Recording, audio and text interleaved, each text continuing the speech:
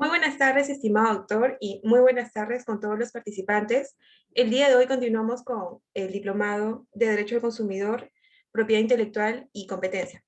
En esta oportunidad tenemos el grato placer de contar con la presencia del doctor Rodrigo Delgado, quien abordará el tema del procedimiento administrativo de protección al consumidor a cargo del Indecopi. El doctor Rodrigo Delgado es abogado por la Universidad Nacional Mayor de San Marcos y cuenta con una maestría por la Columbia University. Actualmente, el doctor es ejecutivo legal de la Comisión de Defensa de la Libre Competencia del Indecopi. El doctor es autor del libro Una mirada global a la discriminación en el consumo, jurisprudencia del Indecopi, publicado en el año 2020. Asimismo, ha sido consultor de la dirección de la Autoridad Nacional de Protección del Consumidor del Indecopi en el año 2019. Se ha desempeñado como coordinador legal de la Sala Especializada de Protección al Consumidor del Indecopi durante los años 2015 a 2018. Bueno, estimado doctor, le cedo el uso de la palabra para que pueda proceder con la ponencia sin antes extenderle el agradecimiento y los saludos de parte de todo el equipo de B-Lawyer por estar con nosotros presente el día de hoy. Muchísimas gracias. Buenas noches con todos y todas, y muchas gracias más bien a ustedes, a todo el equipo de B-Lawyer por la oportunidad de compartir ideas e información sobre este tema tan relevante a nivel práctico. Antes de comenzar mi exposición, mientras voy proyectando mi presentación, entiendo que se ve, si no se ve me avisan. Quisiera... Sí, doctor. Genial, gracias. Quisiera hacer un par de aclaraciones. En primer lugar, que las opiniones que voy a vertir en la presente exposición son a título personal, no de la institución en la cual laboro. Y también que voy a referirme a resoluciones del Indecopi en materia de protección al consumidor que pueden ser encontradas en el buscador de la página web del Indecopi y que son públicas, ¿no? Son públicas, así que si alguien quiere ahondar en alguno de estos temas, puede revisar las resoluciones que se mencionan. Antes de comenzar con la exposición en sí, quisiera resaltar la importancia de este tema, ¿no? Muchas veces el estudio, la investigación de los temas de consumidor se centra en los aspectos sustanciales, en los derechos y deberes que están en el Código de Protección y Defensa del Consumidor y en otras normas. Y esto es fundamental, creo que es importante, sobre todo desde una óptica de educación al consumidor, ¿no? Que no todos están familiarizados con estos derechos y deberes, y no solo consumidores, sino también proveedores. Entonces nosotros como abogados es bueno que nos mantengamos actualizados respecto de estos aspectos sustanciales. Sin embargo, en la práctica, cuando un derecho es vulnerado o un deber es incumplido, es el procedimiento administrativo a cargo del Indecopi la herramienta principal que va a poder hacer efectivo este derecho o hacer que se cumpla este deber.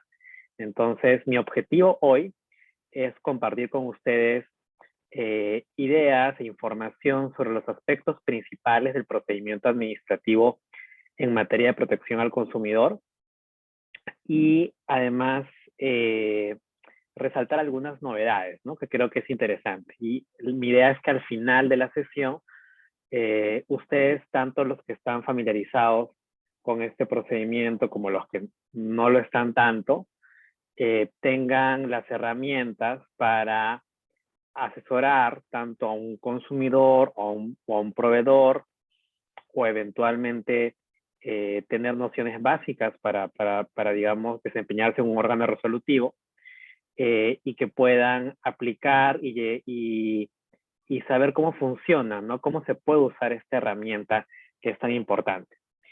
Entonces, sin mayor preámbulo, voy a comenzar con la exposición. He tratado de ser práctico porque el tema creo que lo amerita. Entonces vamos a comenzar en primer lugar con algunas nociones básicas y luego con los aspectos principales que en mi opinión todo abogado o abogada debe conocer sobre este procedimiento. A ver.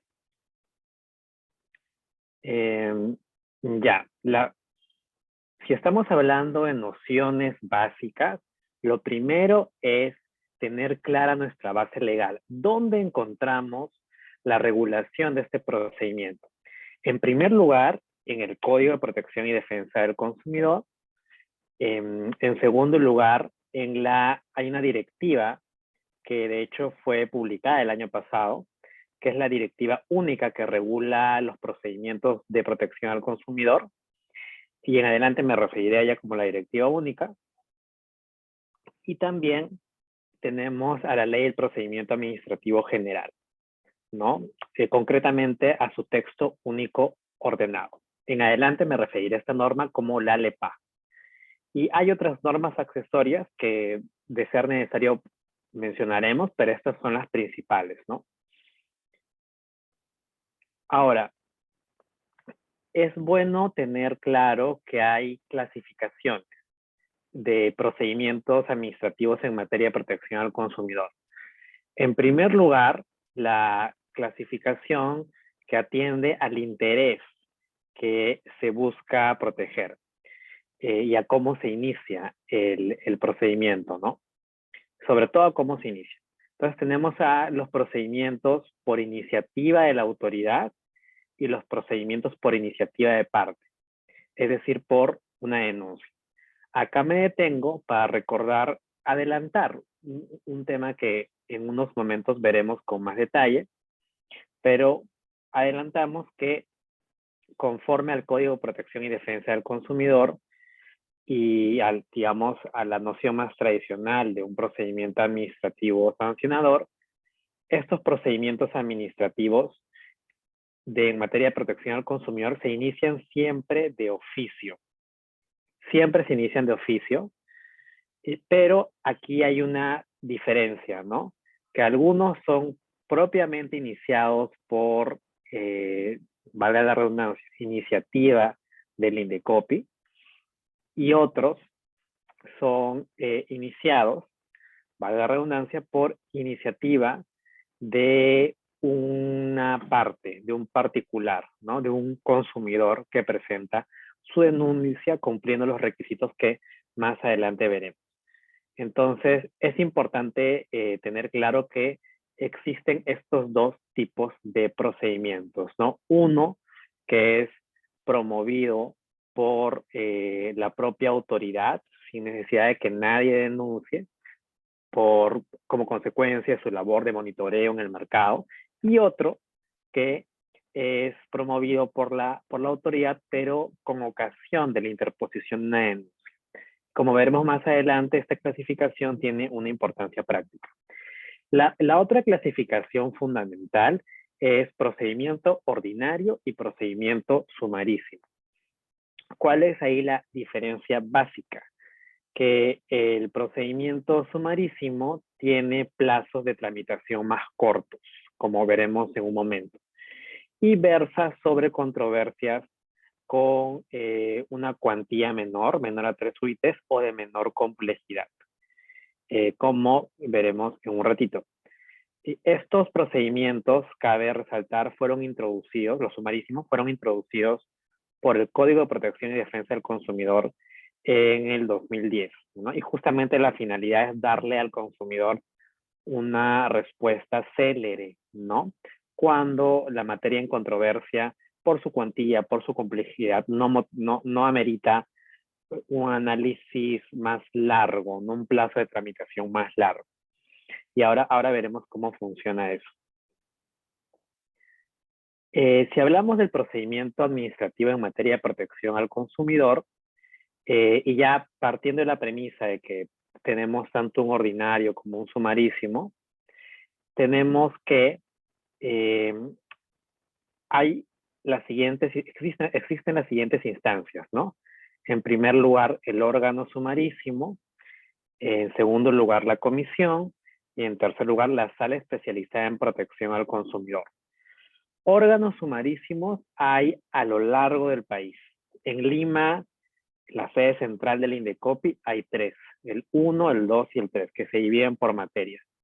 Hay uno adscrito a la oficina de Lima Norte, y en el resto del país, donde hay una oficina regional que tenga una comisión, porque no todas las oficinas regionales tienen una comisión, pero por ejemplo Arequipa, Cusco, La Libertad, Piura, Ica, Puno, Tacna, tienen comisiones y en consecuencia tienen órganos sumarísimos, ¿no?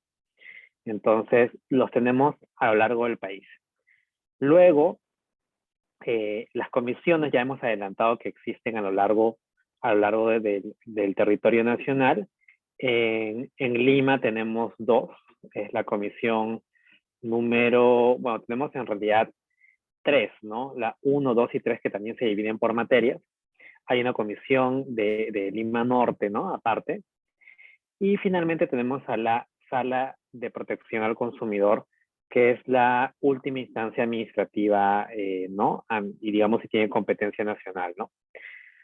Pero estos órganos resolutivos ocupan papeles distintos, dependiendo de si hablamos del procedimiento ordinario o del procedimiento sumarísimo. Entonces, por eso es fundamental tener claro que si hablamos del procedimiento ordinario, como verán en el cuadro, la primera instancia es la comisión, ¿no? Digamos, ejemplo, ¿no? Estamos en Lima, es un tema de bancos, la primera instancia es la Comisión de Protección al Consumidor número 1, ¿no? Si estamos en Cusco, la primera instancia es la comisión de la Oficina Regional del Indecopi de Cusco, ¿no? Y así. Y luego, como segunda instancia, tenemos a la Sala Especializada en Protección al Consumidor, ¿no? Y reiteramos, es la última instancia administrativa, ¿no? En el procedimiento ordinario. Y luego de eso ya corresponde un proceso contencioso administrativo. Si yo no estoy de acuerdo con lo que decide la sala, puedo iniciar una demanda contenciosa contra la resolución de este órgano resolutivo.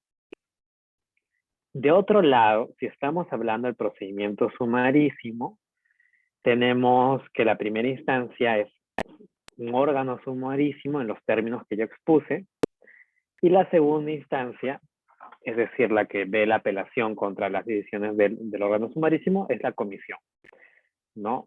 Por ejemplo, si estamos en Lima Norte, ¿no?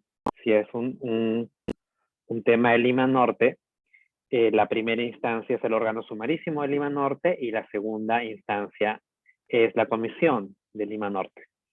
Si estamos en Piura, la primera instancia es el órgano sumarísimo de Piura y la segunda instancia es la comisión de Piura, ¿no? Entonces, es más o menos así. Acá quiero resaltar que en un procedimiento ordinario el órgano sumarísimo no tiene nada que, no asume ningún papel, y en un procedimiento sumarísimo actualmente, digamos que en principio, ¿no? La sala no asume ningún papel, ¿no? Cabe resaltar que antes existía un recurso de revisión que, digamos, en procedimientos sumarísimos, si tú no estabas de acuerdo con la resolución que emitía la comisión como segunda instancia conforme al cuadro, podías plantear un recurso de revisión que en la práctica funcionaba como una casación. Es decir, solo podías plantear cuestiones de puro derecho, ¿no? Por ejemplo, el artículo 18 o 19 del Código de Protección y Defensa del Consumidor, ¿no? La idoneidad, ¿no? Yo creo que se debe interpretar así, conforme a un precedente llamado Iraoka, no conforme al precedente actual, América Móvil. Es una cuestión de puro derecho, ¿no? ¿Cuáles son los alcances del deber de idoneidad? Eso se veía en el recurso de revisión. Y, sin embargo, se eliminó hace unos años. Y yo a nivel personal sí veo que eso debería evaluarse, porque si bien la intención es darle más celeridad al procedimiento, digamos que actualmente, al menos en sumarísimo, como el procedimiento termina en las comisiones, en caso sea apelado, ¿no? Algunos terminan en el mismo órgano sumarísimo, pero digamos que cada región está generando su propia jurisprudencia. Entonces, allí hay creo que hay una preocupación legítima respecto a la predictibilidad. Antes, mediante el recurso de revisión, la sala podía evaluar eso, ¿no? Obviamente esto tiene que ser balanceado con la propia naturaleza del procedimiento sumarísimo, que tiene que ser célere, ¿no? Y la capacidad resolutiva que puede tener la sala, ¿no? Para tener revisiones de todas partes del país, pero lo dejo como punto de reflexión para que se vea que, digamos, que el contexto haya cambiado, ¿no? Entonces, en el procedimiento sumarísimo, la última instancia es la comisión y contra su resolución ya correspondería irse, o sea, plantear una demanda contenciosa administrativa ante el Poder Judicial. Como conclusión preliminar de este punto, cuya base legal está indicada abajo, entonces, si yo tengo un tema en el, digamos, y ahorita veremos en qué casos se tramita ante el sumarísimo y en qué casos se tramita ante el ordinario. Pero si yo tengo un tema que ya me queda claro que se tramita ante el sumarísimo, mi denuncia la debo interponer ante, ante el órgano sumarísimo, ¿no? De mi circunscripción territorial, ¿no? No ante la comisión. Igual, si yo tengo un tema que corresponde al procedimiento ordinario, debo plantear mi denuncia ante la comisión, ¿no? Y como abogados y abogadas, tenemos que asesorar bien estos temas para que nuestros clientes no pierdan tiempo, ¿no? Porque en realidad, si yo presento la denuncia ante el órgano que no es competente, se lo van a derivar, ¿no? En algún momento, pero digamos, eso inevitablemente va a ocasionar un leve retraso en la tramitación del caso, ¿no? Entonces, eso hay que tenerlo presente. Ahora, la pregunta que cae por su propio peso. ¿Cuándo mi denuncia, la materia en controversia, corresponde al procedimiento sumarísimo y cuándo al procedimiento ordinario? Fundamentalmente están divididos por materias, ¿no? Conforme a lo que establece el código en el artículo que está citado ahí líneas abajo. Pero entonces, explicándolo de manera lo más didáctica, espero, didáctica posible, si en el caso del sumarísimo, ¿no? Donde ya dijimos que la primera instancia es el órgano sumarísimo, que por cierto es un órgano unipersonal, todo el país, es una sola persona la que firma la resolución, la que evalúa, o sea, la que firma la resolución, ¿no? de inicio o que pone fin a esta instancia.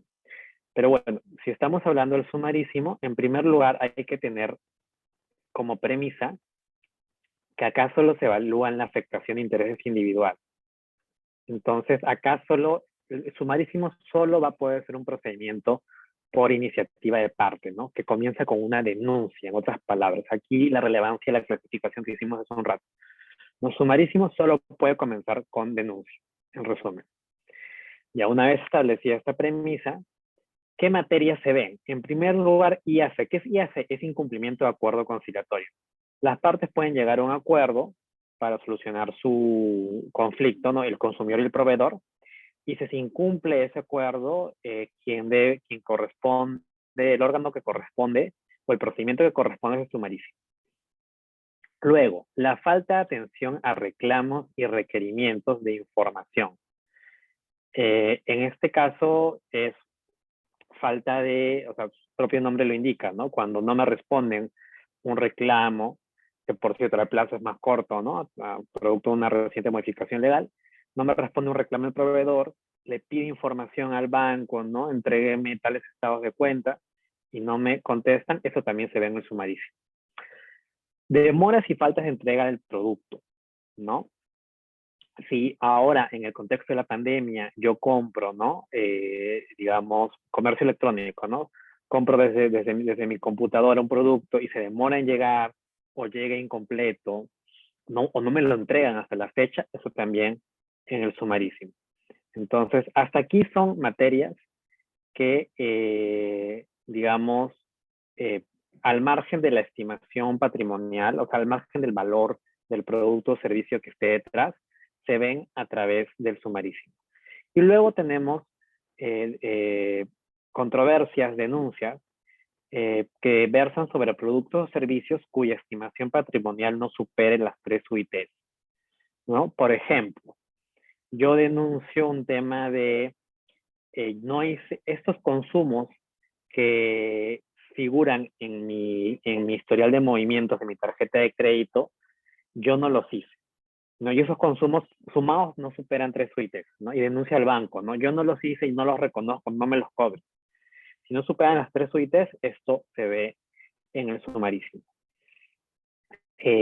Y cabe resaltar que siempre en este tipo de digamos, de análisis para saber si un tema va al sumarísimo o de lo contrario va al ordinario, estamos viendo a la infracción principal. Eso es fundamental.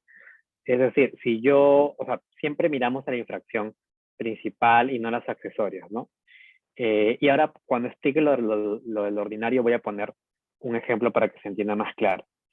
Finalmente, en materias que se ven en el sumarísimo, tenemos a los incumplimientos. Los incumplimientos de medida correctiva, que son, imagino que lo han visto en clases anteriores, pero son, en resumen, órdenes que da el INDECOPI luego de que termina un procedimiento de consumidor y le da la razón al consumidor, ¿no? Le ordena al proveedor realizar determinadas acciones para prevenir o reparar los efectos de la conducta infractora. También tenemos los incumplimientos de acuerdo conciliatorio que ya mencionamos, aquí una pequeña redundancia. También tenemos los incumplimientos del pago de costas y costos, y también la liquidación de las costas y costos del procedimiento. Todo eso se ve en el sumarísimo. Luego, de otro lado, tenemos el ordinario, ¿no? Aquí se ven tanto afectaciones de intereses individuales que dan lugar a procedimientos por iniciativa de parte, o sea, con denuncia, como procedimientos que, digamos, tienen que ver con intereses colectivos o difusos, ¿no? Que dan lugar a procedimientos iniciados por la propia autoridad, por su iniciativa propia, ¿verdad? La redundancia. Entonces, una vez aclarada esta premisa, ¿cuál es la conclusión preliminar que podemos sacar de aquí? ¿No? Que si en mi primer análisis, antes de ver las materias, si un tema es digamos, tiene que ver con intereses colectivos o difusos, ya se ve en el ordinario, ¿no? Se ve en el procedimiento ordinario de todas maneras. Pero si un tema tiene que ver con intereses individuales, se ve en el sumarísimo y comienzo a hacer este análisis de si está en las materias, ¿no? Si está dentro de alguna de las materias que se ven. Ahora, en el caso del ordinario, una vez establecida esta premisa, hay materias que sí o sí se ven en ordinario sin importar la cuantía, que son los productos o sustancias peligrosas, ¿no? Si, por ejemplo, y eso es un caso real, yo encuentro como que un vidrio en un pañal de bebés y denuncio esto de frente va al ordinario. Denuncias por discriminación en el consumo, ¿no? Si alego que un proveedor me ha tratado diferente por mi etnia, mi orientación sexual, mi religión, etcétera, de frente al ordinario. La ley dice servicios médicos, pero esto hay que leerlo con cuidado, porque actualmente el INDECOPI ya no tiene competencia en materia de protección al consumidor respecto de servicios médicos o seguros de salud, ¿no? Todo eso lo ve su salud. Entonces, no servicios médicos. Y finalmente, ya si no están dentro de una de estas materias, productos o servicios cuya estimación patrimonial superen las 3 UITs o sean inapreciables en dinero, ¿no? De nuevo, el caso que vimos hace un momento de la denuncia por operaciones no reconocidas, consumos no reconocidos con una tarjeta de crédito frente a un banco, ¿no? Si los consumos y todo, estas operaciones suman más de 3 UITs, allí yo denuncio me voy a un ordinario, ¿no? Y denuncio ante la comisión. O si es algo inapreciable en dinero, ¿no? Inapreciable en dinero, por ejemplo, cuando yo denuncio un maltrato, ¿no? Un vejame, en estos casos de medidas de seguridad, donde un consumidor denuncia que un supermercado digamos, acusándolo o acusándola de, digamos, de robar algún producto, ¿no? Prácticamente la desnudan, ¿no? Excediéndose en estas medidas de seguridad que supuestamente tiene como parte de su protocolo. Ese maltrato es inapreciable en dinero, ¿no? Entonces, esto iría de frente al ordinario. Y el tema que queda pendiente era lo de la infracción principal. Si, por ejemplo, yo tengo una denuncia por un seguro vehicular, ¿no? Y denuncio la falta de cobertura, ¿no? La falta de cobertura del seguro, ¿no? Que excede las 3 UITs, pero además denuncio que no me han entregado información y que no me han atendido el reclamo. Aquí lo que manda es la infracción principal, y en esta denuncia se entiende que la infracción principal es la falta de cobertura del seguro, ¿no? Entonces, esa es la que va a medir el análisis de si es sumarísimo o ordinario, ¿no? Y por la cuantía, como hemos visto, eso iría al ordinario. Entonces, todo el caso va al ordinario, no es que se parte, ¿no? Por un tema de unidad del expediente, conforme a la LEPAJ. Y así a grandes rasgos tenemos, digamos, la competencia por materias en lo que respecta a consumidores, o perdón, a procedimiento sumarísimo y a procedimiento ordinario. Bien. Ahora vamos a abordar los principales aspectos del procedimiento administrativo una vez que ya hemos establecido estas premisas. A ver, en primer lugar, la fase postulatoria, el inicio del procedimiento. Acá, ¿qué es lo más importante? En primer lugar, que el procedimiento de protección al consumidor a cargo del Indecopi no tiene una defensa cautiva, es decir, no se requiere la intervención de un abogado. Entonces, esto quizás son malas noticias para nosotros los abogados y abogadas, pero la ley es clara, ¿no? Un consumidor puede tener puede tener un representante legal, un abogado, pero no es obligatorio, ni para que firme su escrito de denuncia, ni su apelación, ni nada, ¿no? Entonces, en realidad, en general, ¿no? Acá no se requiere la intervención abogadil, y sin embargo, cabe aclarar que si en algún momento vamos a pedir costos, allí sí es importante que, o sea, si en verdad había una representación por parte de un abogado, ¿no?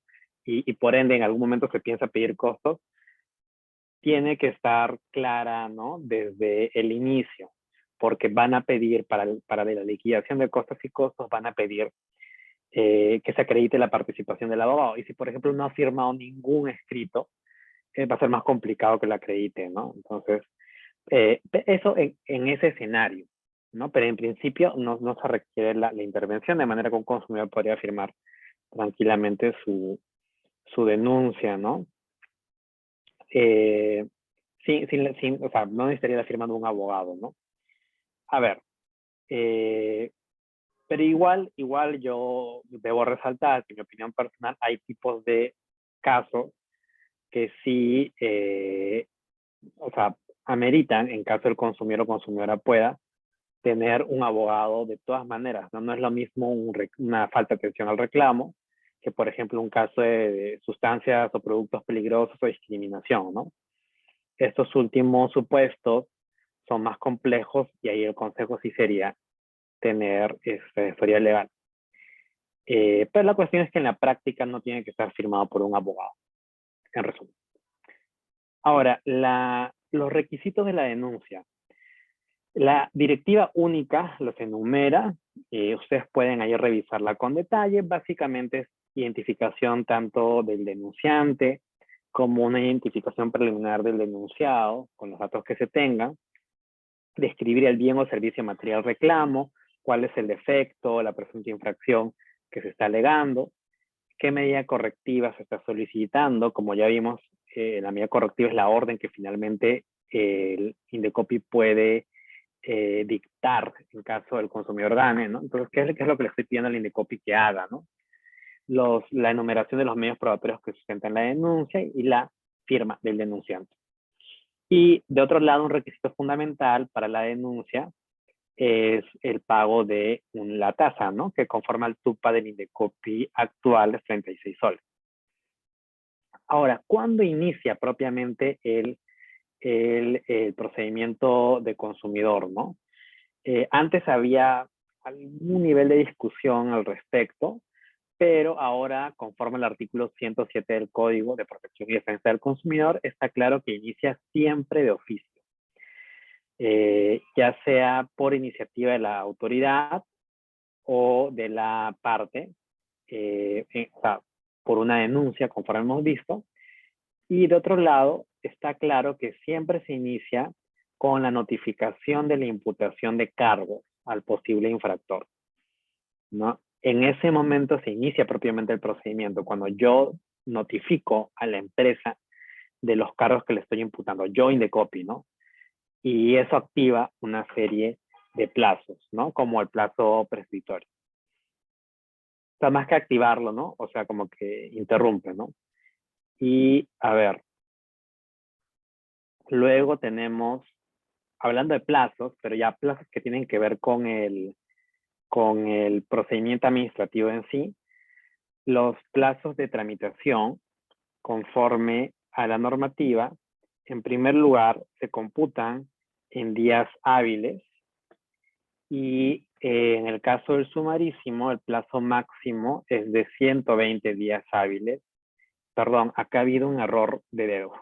En el caso del sumarísimo son 30 días hábiles por instancia, como máximo, y en el caso del ordinario son 120 días hábiles como máximo por instancia. Voy a, no sé si se sigue viendo, porque intenté, lo estoy corrigiendo ahí al vuelo, para que no quede así. Sí, doctor. De momento no se visualizan las diapositivas. Y a ver, voy a volver a compartirlas entonces. A ver.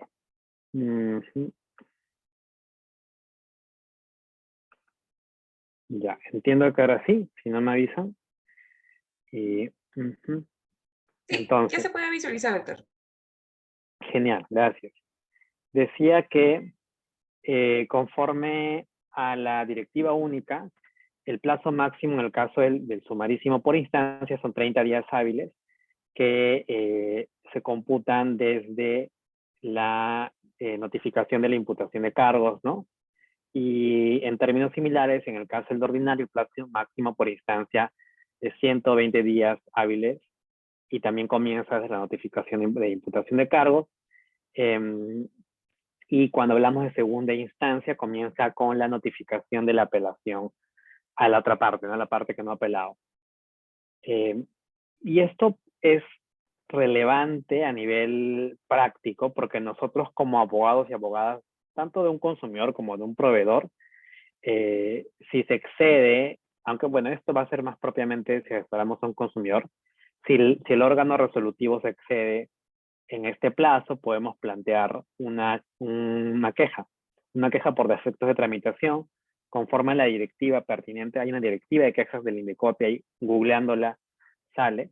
No me he detenido en ese tema para esta exposición porque excede creo que el asunto que nos convoca hoy, pero sí hay que puntualizar que se puede presentar queja por defecto de tramitación en caso se exceda esta demora, ¿no? Y siempre es el superior jerárquico, ¿no? Si es la comisión la que se está demorando ante la sala, si es el OPS, la comisión, ¿no? Y la sala, si verifica que en efecto se ha excedido el plazo y no hay ninguna justificación, puede declarar o declara fundada la queja y ordena al órgano resolutivo que, digamos, resuelva a la brevedad, ¿no? Y eso puede llegar incluso a consecuencias mayores como disciplinarias, ¿no? Es una herramienta que tiene el consumidor, el administrado, en casos de demora.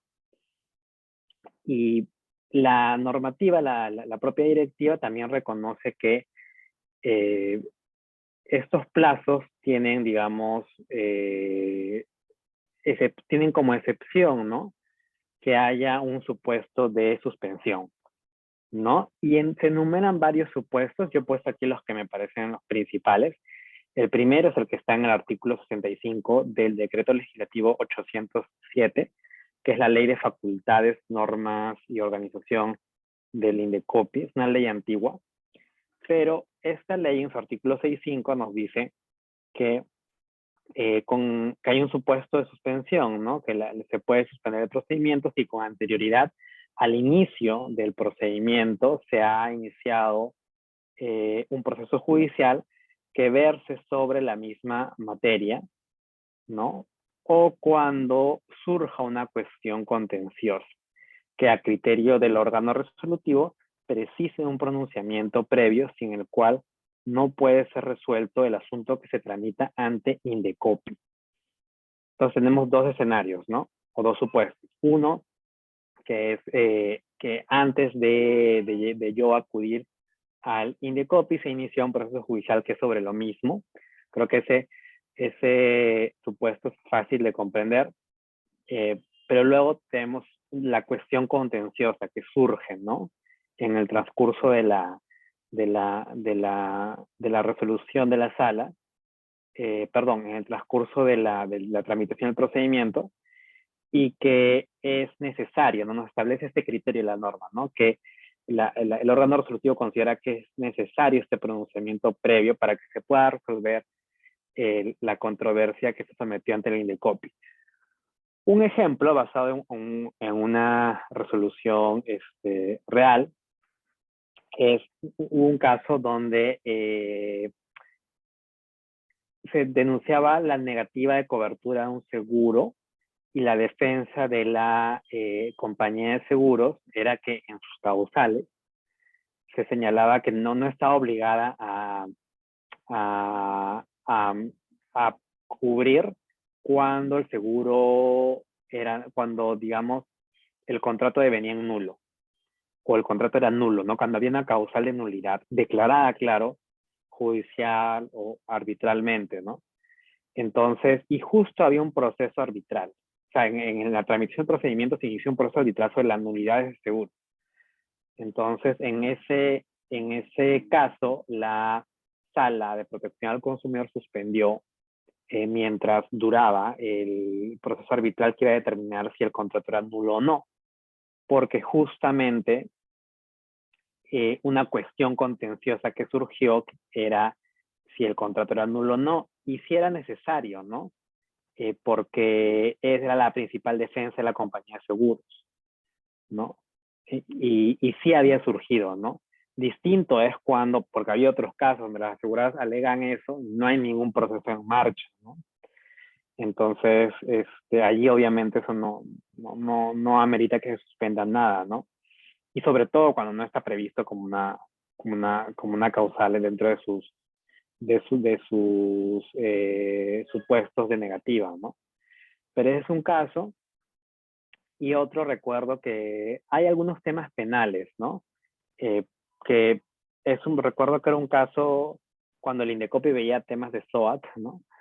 Donde justamente una de las defensas de la compañía de seguros era la negligencia del chofer, que era, digamos, él había participado era una de las víctimas al mismo tiempo, ¿no? Entonces, y recuerdo que se estaba discutiendo en sede penal, ¿no? La responsabilidad del accidente de tránsito, y se suspendió hasta que se resuelva ese proceso penal, ¿no? Porque era también la principal defensa, ¿no? Pero acá lo que quiero resaltar es que estos supuestos son excepcionales y, o sea, la idea, al menos, digamos, como abogados, ¿no? Debemos ser conscientes de que para los órganos resolutivos del INDECOPI, en particular la sala, que es la instancia nacional, son supuestos restrictivos, ¿no? Al menos de los casos que yo he estudiado, que he visto, y porque siempre existe esta lógica de que solamente si es una cuestión cuyo pronunciamiento previo es necesario para resolver el caso, es estrictamente necesario, solo en ese caso se va a suspender. Entonces hay que tener en cuenta eso si alegamos algún escenario de suspensión en virtud de este artículo, de este supuesto. Luego, otros supuestos que ha añadido la directiva es, por ejemplo, si se requiere pericias o informes de terceros, ¿no? De otras entidades públicas, ¿no? Allí en el sumarísimo, como máximo, se puede suspender 15 días hábiles y en el caso del ordinario, 20 días hábiles. Entonces, tenemos estos plazos de tramitación. Lo siguiente es la caducidad. Ya que hablamos de plazos de tramitación, la caducidad está regulada en el artículo 259 de la Ley del Procedimiento Administrativo y lo que, digamos, recordando cómo está regulada la caducidad en esta norma, se refiere a que por el transcurso del tiempo, la autoridad administrativa se ve impedida en el marco de un procedimiento que caduca, de determinar la existencia de una conducta infractora, ¿no? Entonces, es decir, una vez iniciado un procedimiento, si se cumple el plazo de caducidad que establece la norma, la autoridad ya no puede, en este caso el INDECOPI, ya no puede determinar la existencia de la conducta, ¿no? Caduca el caso y queda allí. Concretamente, la ley establece que este plazo de caducidad es 9 meses desde el inicio del procedimiento administrativo sancionador, que ya hemos visto que comienza con la notificación de la imputación de cargos, siendo que este plazo puede ser ampliado excepcionalmente por 3 meses. Entonces, como recordarán, tenemos procedimientos iniciados por iniciativa de parte y procedimientos iniciados por iniciativas de la propia autoridad. En el caso de los iniciados por iniciativa de la propia autoridad, son sancionadores puros, ahí no hay duda de que se aplica este plazo de caducidad, ¿no? Si en ese periodo la autoridad administrativa no se pronuncia, no hace ninguna actuación. Pero cabe la pregunta, ¿se aplica también a los procedimientos iniciados por denuncia, ¿no? Con ocasión de una denuncia?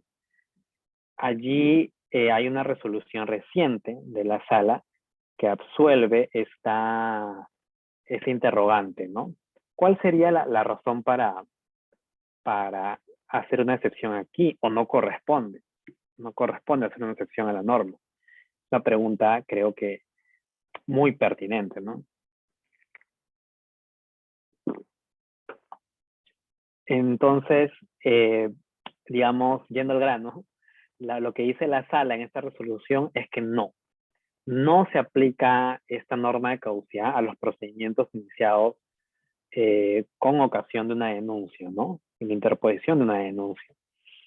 Y básicamente su razonamiento está en el punto 78 de la resolución, es que se aplica esta norma a los procedimientos de oficio iniciados por iniciativa de la propia autoridad, solo a esos, porque en estos casos no hay una pretensión de un consumidor que se vea perjudicada, ¿no? Por la falta de diligencia de la autoridad que deja pasar el plazo sin hacer nada, y porque constituye un mecanismo de garantía, ¿no? Del administrado, en este caso el proveedor, que tiene una legítima expectativa, ¿no? De que exista un límite temporal para que su situación sea resuelta. Sin embargo, en el caso de los procedimientos iniciados o con ocasión de una denuncia, en estos sí hay una expectativa, ¿no? De un consumidor de no verse perjudicado por la falta de diligencia de la autoridad, ¿no? Y esto, para la Sala de Protección al Consumidor, encuentra sustento en el derecho constitucional de los consumidores de ver tutelados sus intereses, sus derechos, vale la redundancia, establecido en el artículo 65, ¿no? De la Constitución, si mal no recuerdo, de la Constitución Política del Perú. Entonces, en otras palabras, lo que nos está diciendo la sala es que en este caso no se podría oponer la inacción de la autoridad a un consumidor que ha presentado su denuncia, o sea, con todos los presupuestos procesales que corresponden, ¿no? Que tiene el derecho a obtener una respuesta. No puede ser castigado por la inactividad de la autoridad que excede este plazo, ¿no? Y utiliza un sustento constitucional con el que estoy de acuerdo, ¿no? A modo personal. Eso es en cuanto a la caducidad.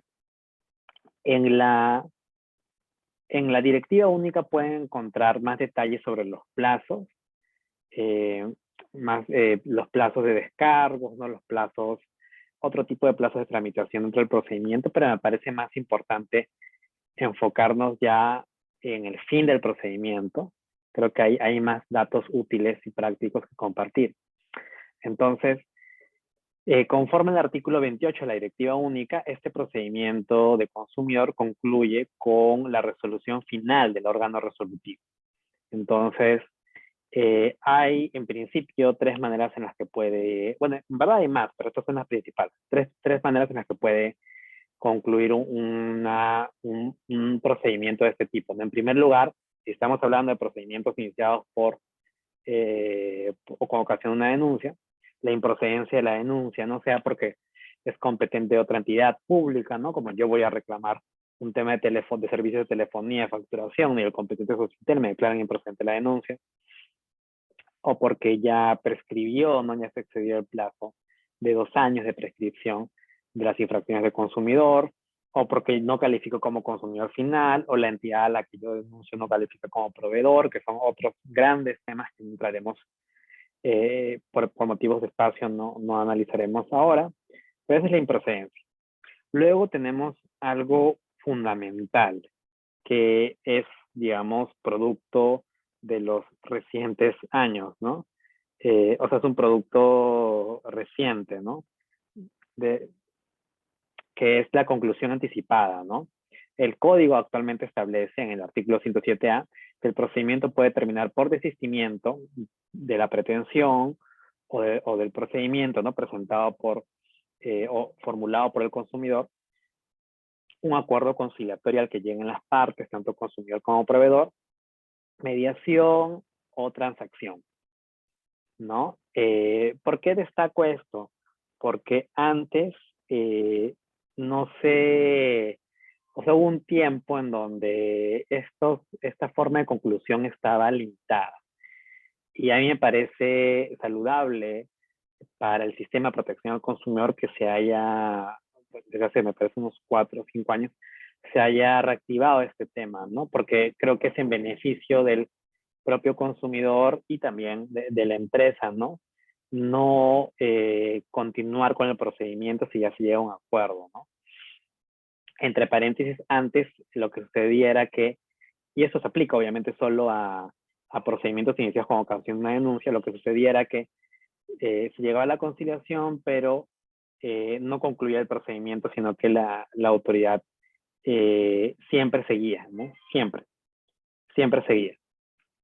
Ahora la norma establece, conforme a la ley PAS, que solo si se ve que hay como un interés público, ¿no? Ahí puede seguir. Y a propósito de esto, creo que es importante comentar una reciente novedad legislativa. Es del 6 de mayo, hace unos días nada más. Se ha establecido que la inasistencia injustificada a una audiencia de conciliación por parte del proveedor, ¿no? Que falta precisar, por parte del proveedor, acarrea una multa del 30% de una UIT, ¿no? Esto, entiendo, se desprende que la intención es fomentar la conciliación, ¿no? Y bueno, allí vamos a ver cómo, si esto en efecto va a funcionar en esa línea, o qué consecuencias puede desencadenar a nivel de incentivos y desincentivos para conciliar, ¿no? Y finalmente, la forma de conclusión más típica es un pronunciamiento sobre el fondo, ¿no? Es decir, la denuncia o la resolución, ¿no? Final del órgano resolutivo, en primer lugar, determina si hay o no una infracción, ¿no? En caso sea un procedimiento de parte, normalmente la redacción se declara, si se encuentra infracción, se declara fundada la denuncia, si no se encuentra, se declara infundada. En el caso de un procedimiento iniciado por iniciativa de la propia autoridad, se halla responsable, ¿no? O no se declara responsable. Pero si se determina una infracción, esa resolución también establece una multa conforme a los criterios de graduación establecidos en el Código del Consumidor y una medida correctiva que ya hemos comentado, ¿no? Que es la orden que dicta el Indecopi para que el proveedor revierta los efectos de la conducta infractora o esta no se repita en el futuro, ¿no? Si es un caso de banco, si yo estoy denunciando operaciones no reconocidas, una medida correctiva usual es extórnale ese concepto de su tarjeta de crédito, ¿no? Y págale o si ya se pagó, ¿no? Reembolsale y págale los intereses que se hayan generado, ¿no? En el caso de discriminación al consumo, una medida correctiva usual es, oye, establece un programa de capacitación para tus empleados para que esto no se repita a futuro, ¿no? Es la medida correctiva. Si, digamos, ha habido participación de un abogado, ¿no? En principio se establece el pago de costos también, ¿no? Perdón, de costos en esta resolución final.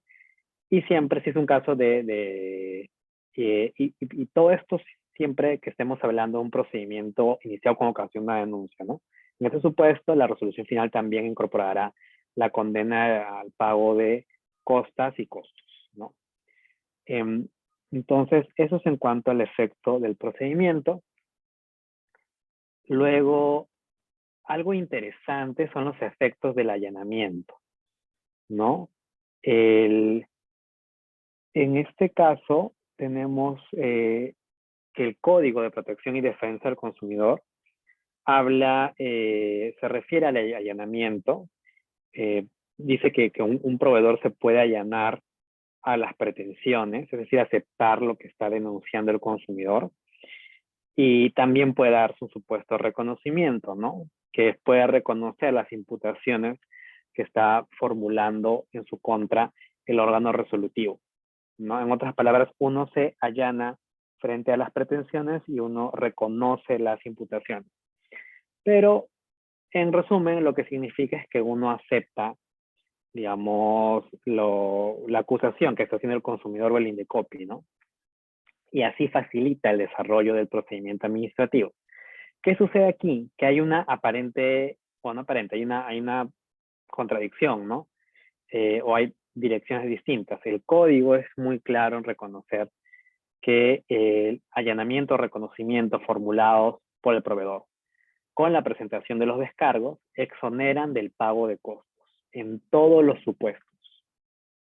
En todos los supuestos. Mientras que el artículo 29 de la Directiva Única señala que el allanamiento o reconocimiento formulados dentro del plazo de descargos exonera del pago de costos únicamente si alcanza a todas las pretensiones del denunciante. Es decir, si el denunciante tiene varias pretensiones y yo me allano solo a 2 de 3, no me exoneran el pago de costos. Sin embargo, la sala, en la resolución que ven allí, establece que obviamente por una cuestión de jerarquía normativa, finalmente el criterio que se impone es el del código, ¿no? Y sí se establece la exoneración del pago de costos en esos supuestos, lo cual es un incentivo, ¿no? Para que haya más casos de allanamiento o reconocimiento en beneficio de los propios consumidores. Aparte, se puede establecer en estos supuestos amonestaciones, ¿no? Si son allanamientos o reconocimientos oportunos, ¿no? Que sean con los descargos, puede llegar a una amonestación la sanción. Ya estamos llegando a la parte final de la exposición. Nos quedan 2 últimos puntos. Este creo que es el más importante, la apelación. ¿Qué hago cuando yo no estoy de acuerdo con lo que decide el órgano sumarísimo o la comisión, dependiendo de si es un sumarísimo o un ordinario? Tengo 15 días hábiles para apelar, ¿no? Desde que me notifican. No hay una tasa para apelar, no hay, a diferencia de la denuncia. Y los actos impugnables son las resoluciones finales, que ya vimos, ¿no? Ya vimos las resoluciones finales que pueden ser de improcedencia, pueden pronunciarse sobre el fondo, ¿no? Y esta apelación es con efectos suspensivos, ¿no? Es decir, que si hay una multa allí o hay una medida correctiva, ahí la apelación la, digamos, la suspende. Otros actos impugnables son las resoluciones que ordenan medidas cautelares, que también es una facultad prevista tanto por el código como en la directiva. Esta sí no tiene efectos suspensivos. Y finalmente otro acto impugnable es, o más bien una pregunta pertinente en este escenario, es si el denunciante puede apelar la sanción, que es creo que un aspecto práctico que todos y todas deben conocer. La respuesta es no. Primero había reiterada jurisprudencia de la Sala de Consumidor que decía que no, su razonamiento era que la imposición de una multa era expresión de la potestad sancionadora del Estado y un particular no tenía injerencia en eso, por eso un denunciante no podía apelarla. Luego este criterio fue reconocido por recientemente por el artículo 32 y 33 de la directiva. Entonces, en virtud de uno de estos artículos establece expresamente que no se puede apelar la sanción. Y es bueno tenerlo en cuenta para que no, digamos, si estamos asesorando a un consumidor, no generarle esas expectativas, ¿no? Algo muy importante, la apelación no puede ser simplemente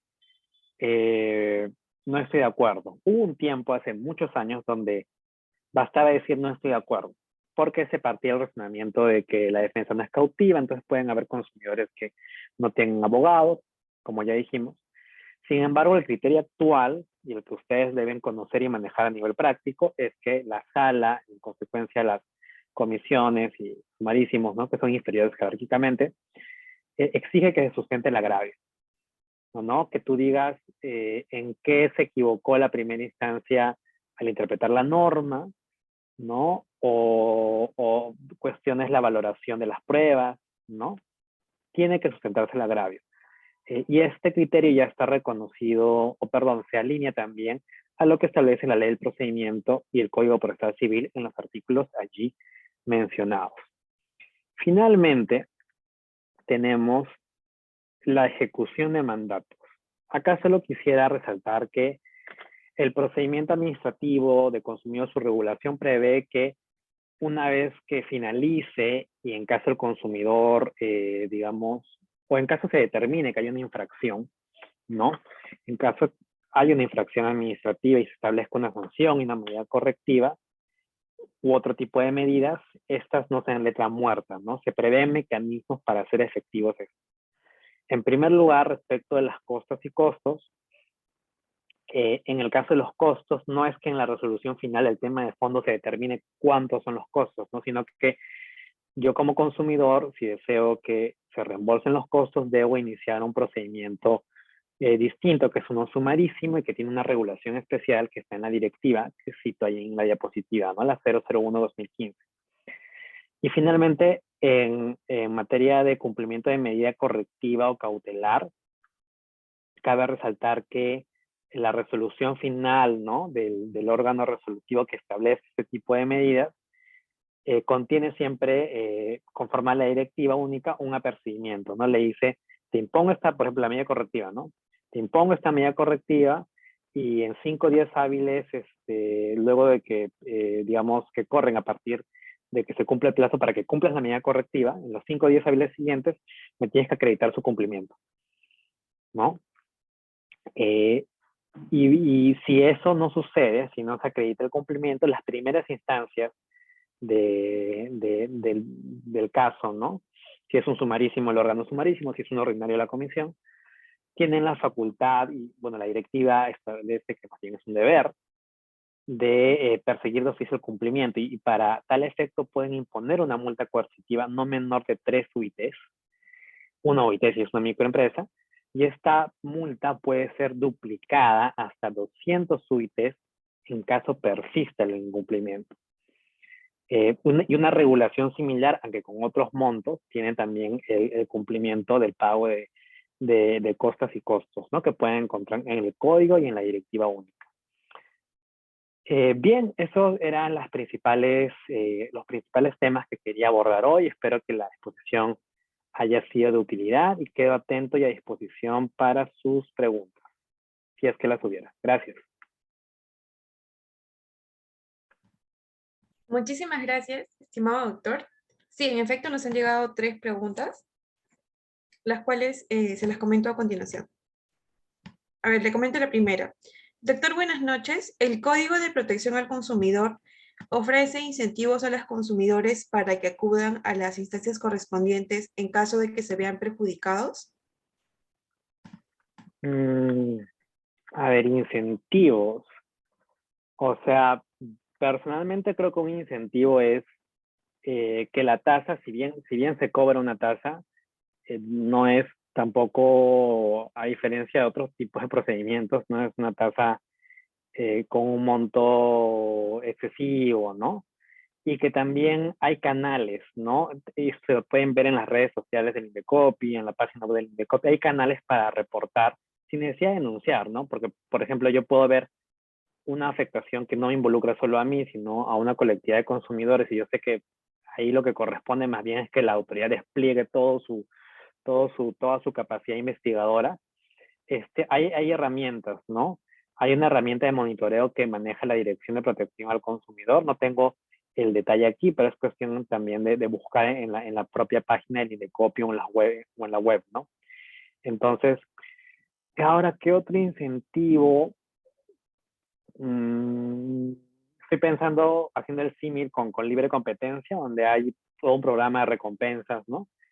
Pero en el caso del consumidor, yo creo que hay incentivos para las asociaciones de consumidores, que son las que finalmente, conforme al código, representan a los consumidores, ¿no? El incentivo principal para ellas es que si ganan el procedimiento, un porcentaje de esas multas se les otorga a las asociaciones para incentivar sus actividades de investigación, ¿no? Etcétera.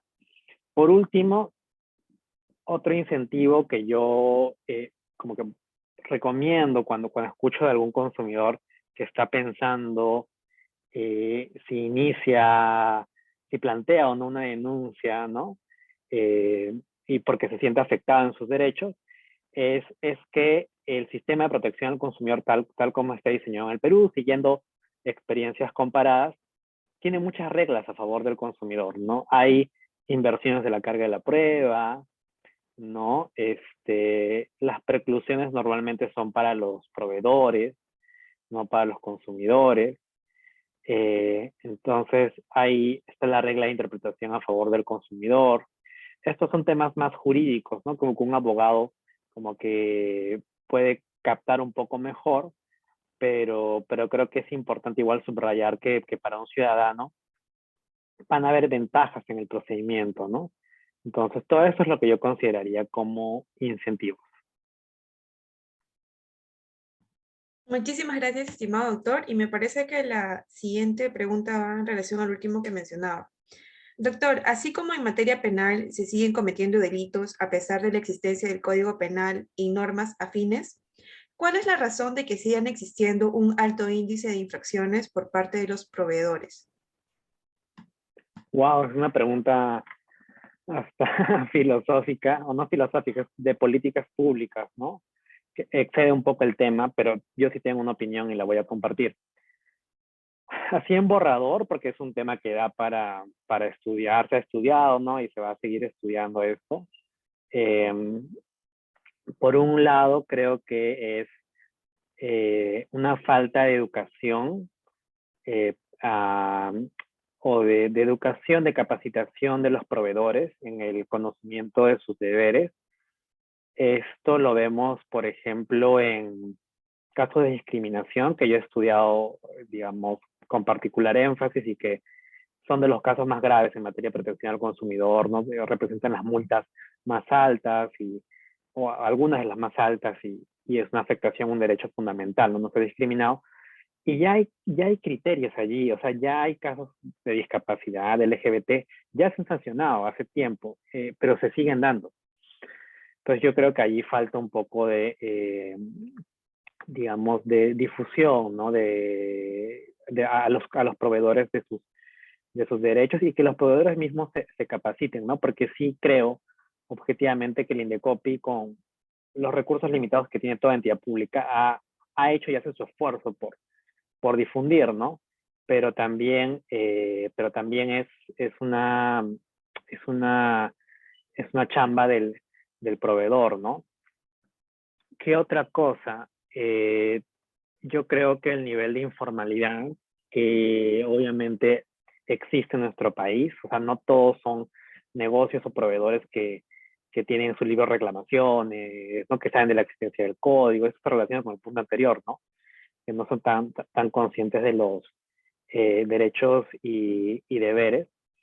Eh, y recientemente yo creo que la pandemia, ¿no? La pandemia, porque, o sea, el estado de emergencia que hemos vivido como parte de la pandemia, ¿no? Porque eso ocasionó que, por ejemplo, y eso es una opinión personal, ¿no? El Indecopi estuviese objetivamente amarrado, ¿no? Por digamos, en los primeros meses, no es que podía atender con la misma capacidad, si no podíamos ir a la institución, tuvo que adaptarse al tema remoto, ¿no? Y digamos, no podía atender quizá toda la avalancha de reclamos que surgían, y por otro lado, justamente surgían un sinfín de reclamos y denuncias eh, ya en el marco del comercio electrónico, que se hizo más común por la propia naturaleza de la pandemia, las cuarentenas, qué sé yo, y que es un terreno nuevo donde hay bastante, todavía no hay normas tan explícitas, ¿no? Hay escenarios nuevos, ¿no? Y el Indecopi cumplió con proponer como que una regulación, ¿no? Pero eso todavía está en proyecto, ¿no? Entonces, creo que es eso. Y por último, algo que creo que está cambiando, que es la importancia que se le da al derecho del consumidor en las facultades de derecho. Porque claro, ¿quiénes son los primeros llamados a difundir esto? Los abogados y abogadas, ¿no? Tanto en su papel de asesorar clientes, como eventualmente trabajar en Indecopi, ¿no? Y creo que las facultades, o sea, recién en los últimos años le están tomando más atención al tema del derecho al consumidor. Antes no se enseñaba, por ejemplo, ni siquiera como electivo, o era un módulo del curso de Derecho de la Competencia. Y en realidad el derecho del consumidor es amplio y es rico y es transversal y da para un curso completo. Y ahora yo veo digamos, saludo que en algunas universidades como en San Marcos, que hay un curso de pregrado electivo, pero un curso, o que haya programas de segunda especialidad en materia de consumidor, como los de la Pacífico o el de la Católica, que es donde yo enseño actualmente, ¿no? Entonces, creo que eso también está cambiando y va a ayudar un poco, ¿no? Creo que me fui, me excedí un poco en la respuesta, pero quería dar la respuesta más completa posible, ¿no? Sí, doctor, muchísimas gracias. Aquí tenemos una pregunta también de Geraldine Cadillo. Dice lo siguiente: si el proveedor cuenta con un programa de cumplimiento, ¿este puede ser considerado como atenuante para el cálculo de la multa? De ser así, ¿se considera a pesar de ser reincidente? Gracias por la ponencia, doctor. Comenta Geraldine. Sí, gracias por la pregunta, Geraldine. Sí, en efecto, un programa de cumplimiento conforme al código, estoy 99% seguro de que es el artículo 112. Este programa de cumplimiento puede ser considerado como atenuante. Y tiene que cumplir ciertas características que el código establece, como por ejemplo el involucramiento de los gerentes, los altos directivos, como el establecimiento de un programa de capacitación y otras características que son reguladas por una directiva. No existe una directiva sobre programas de cumplimiento que se encarga de aclarar qué características deben cumplir estos programas para que puedan calificar como atenuantes, ¿no? Entonces, no tengo el dato aquí exacto, pero digamos, googleando, ¿no? Directiva, programas de cumplimiento de Indecopi, y directiva de consumidor, ¿no? Porque es en consumidor y en publicidad y sale, ¿no? Sobre la pregunta de si es que no interesa si es reincidente, no recuerdo que haya una prohibición expresa, explícita para ese tipo de supuesto que impida que un atenuante sea considerado porque hay una reincidencia, pero lo que sí es cierto es que la reincidencia puede ser considerado como agravante. Entonces, si yo soy un órgano resolutivo y tengo el programa de cumplimiento por un lado y tengo la reincidencia por el otro, entiendo que puede que estas se neutralicen, ¿no? O sea, lo bajo por el programa de cumplimiento, pero lo vuelvo a subir por el atenuante. Pero no hay, al menos yo no he visto un caso donde se analice eso, ¿no? Ese balance, ¿no?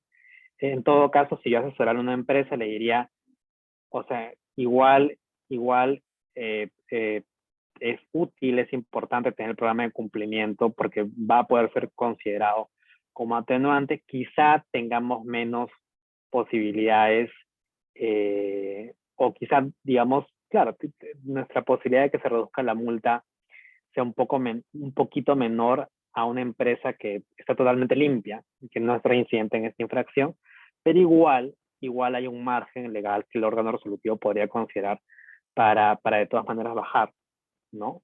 Entonces, igual el consejo sería ahí tener el programa, ¿no? Eso. Muchísimas gracias, doctor. Le comento la penúltima pregunta. Dice lo siguiente. Doctor, ¿se debe contar con resolución final del órgano resolutivo para que se pueda acudir al Poder Judicial pidiendo una indemnización por daños y perjuicios en atención al artículo 100 del Código del Consumidor? ¿O de qué forma se puede acudir a dicha instancia? La respuesta es no, pero para contestar bien la pregunta, en este momento estoy abriendo el artículo 100 para tener bien claro a qué se refiere la pregunta. A ver. A ver, vamos a ver el artículo 100 para estar seguro. Ya, el artículo 100 es el que regula la responsabilidad civil por, o sea, en casos de consumidor, ¿no? Que el proveedor está obligado a resarcir, ¿no? En casos de ocasione daño al consumidor, ¿no? Que sin perjuicio de las sanciones administrativas. No, o sea, tal como dije, no se necesita resolución final para demandar daño. En otras palabras, si yo, por ejemplo, no sé, tengo un caso de un mal servicio profesional, ¿no? O sea, un servicio legal, por ejemplo, que se ha dado, ¿no? También se puede denunciar como inmunidad, ¿no? Se le pasa el plazo de prescripción a mi abogado y yo lo denuncio, ¿no? No necesito denunciarlo para demandar la indemnización por daño moral que el Indecopi no me va a cubrir, porque el Indecopi no da indemnizaciones por daño en materia de consumidor. Entonces, yo puedo ir de frente al Poder Judicial. Eso es a nivel legal. Ahora, en la práctica, yo como abogado, ¿qué sugeriría? Sugeriría que en realidad sí se esperara a que terminara, o sea, si hay un procedimiento en curso, si se puede plantear una denuncia, se haga. Porque yo con esa, digamos, si obtengo una resolución favorable por parte del Indecopi, puedo ir, creo que tengo un elemento más fuerte para, digamos, a nivel probatorio, ¿no? Para armar mi caso de responsabilidad civil, de demanda resarcitoria frente al Poder Judicial. Pero repito, no es necesario, ¿no? Legalmente no es necesario, tú puedes ir de frente, ¿no? Y otra cosa es que el código prevé la facultad de que el propio Indecopi sea el que demande en caso haya afectaciones de intereses colectivos o difusos de los consumidores. O sea, puede demandar ante el Poder Judicial los daños, pero es una facultad que hasta ahora no ha sido utilizada y da para otra exposición, pero digamos que está prevista allí en la norma, ¿no? Muchísimas gracias, doctor. Y bueno, ya le comento la pregunta final por parte de Javier. Profesor, buenas noches. ¿Podría recomendar un libro de cabecera de Derecho al Consumidor, por favor? Es una pregunta Difícil, porque, digamos, es tan amplio el derecho del consumidor que no, digamos, un libro que abarca absolutamente todos los temas, pero un libro de cabecera, yo creo que un buen comienzo a nivel de libro es el libro de Juan Espinosa sobre el derecho del consumidor. Eh, Creo que ese es un buen comienzo. Y sin embargo, lo que yo más recomiendo si alguien quiere aprender el derecho del consumidor es revisar la jurisprudencia del INDECOPI. Eso es, el derecho de consumidor en el Perú es eminentemente jurisprudencial. O sea, los desarrollos de conceptos, de categorías y todos se encuentran más en la jurisprudencia. Hay más, digamos, fuentes y referentes a nivel jurisprudencial que a nivel doctrinal, en mi opinión. Y en ese sentido, un buen comienzo sería los lineamientos oficiales de la Sala de Protección al Consumidor del 2019. No, googlea, ¿no? Lineamientos, Sala de Protección Consumidor 2019 y sale un documento que es público. Entonces, allí se puede comenzar con el estudio de la protección al consumidor, sobre todo en la parte general de esos lineamientos. Y ya cada resolución, porque las resoluciones del INDECOPI, en principio, siempre están bien como que sustentadas, sobre todo los casos que contienen criterios que son los que necesitan esos lineamientos, y ahí pueden encontrar autores, ¿no? Ahí pueden utilizar cada resolución para jalar la doctrina de cada autor, ¿no? Entonces, eso es lo que yo recomendaría a nivel general, y creo que allí han puesto los lineamientos, en efecto, gracias Geraldine, sí, esos son, y esa sería mi respuesta. Espero que todas las respuestas hayan sido útiles. Nuevamente, muchas gracias por la invitación. Sí. Muchas gracias, doctor, por responder a todas y cada una de las preguntas. Yo sé que los participantes se van a ir el día de hoy con las ideas mucho más claras. Y bueno, doctor, ya habiendo finalizado la ponencia el día de hoy, quería extenderle, bueno, reiterarle los agradecimientos y esperamos poder contar con usted en próximas oportunidades y hablar un poco más acerca del derecho del consumidor. Muchas gracias, doctor, y que tenga muy buena noche. Listo. Buenas noches a todos y todas. Gracias. Muy buenas noches con todos, estimados participantes. Con la ponencia del doctor Rodrigo Delgado hemos culminado la que teníamos pendiente el día de hoy, pero no se olviden que el día viernes vamos a tener la ponencia del doctor José González sobre el tema de la protección al consumidor en el sector de las telecomunicaciones. Muchas gracias, buenas noches y nos vemos el viernes.